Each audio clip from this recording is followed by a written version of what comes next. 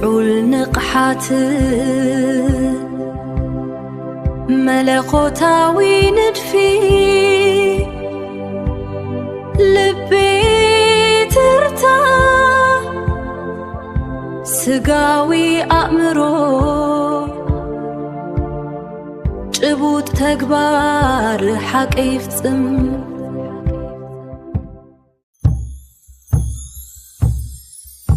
ልዑል ንቕሓት መለኮታዊ ንድፊ ልቤ ትርታ ስጋዊ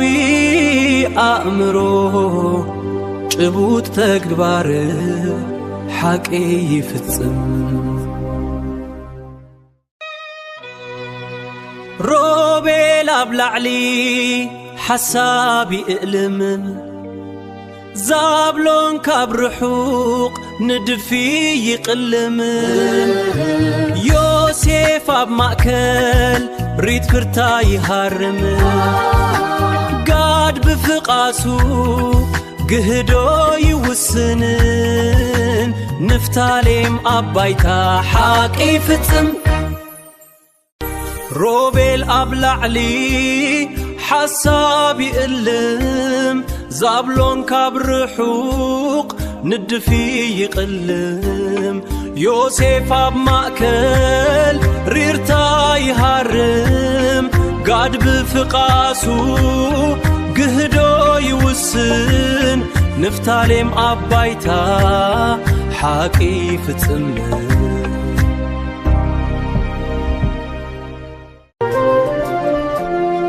ሮቤል ኣብ ላዕሊ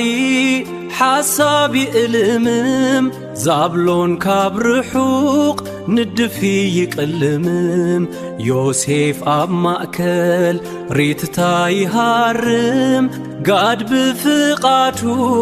ግህዶ ይውስን ንፍታሌም ኣብ ባይታ ሓቂ ይፍጽም ሮቤል ኣብ ላዕሊ ሓሳብ ይእልም ዛብሎን ካብ ርሑቕ ንድፊ ይቕልም ዮሴፍ ኣብ ማእከል ሪርታ ይሃርም ጋድ ብፍቓሱ ግህዶ ይውስን ንፍታሌም ኣብ ባይታ ሓቂ ይፍጽም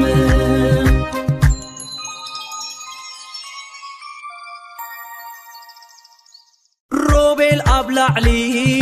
ሓሳብ ይእልም ዛብሎን ካብ ርሑቕ ንድፊ ይቕልም ዮሴፍ ኣብ ማእከል ሪርታ ይሃርም ጋድ ብፍቓሱ ግህዶ ይውስን ንፍታሌም ኣብ ባይታ ሓቂ ይፍጽም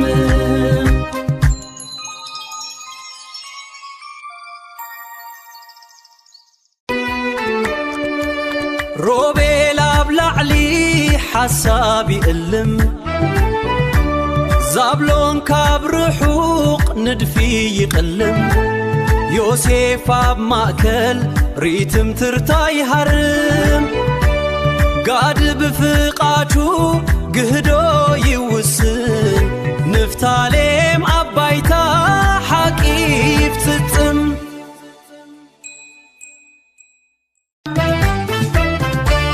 ልዑል ንቕሓት ኣብ ላዕሊ ሓሳብ ይእልም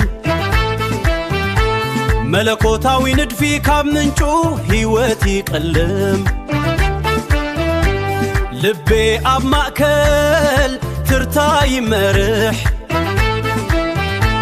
ስጋዊ ኣእምሮ ብፍቓሱ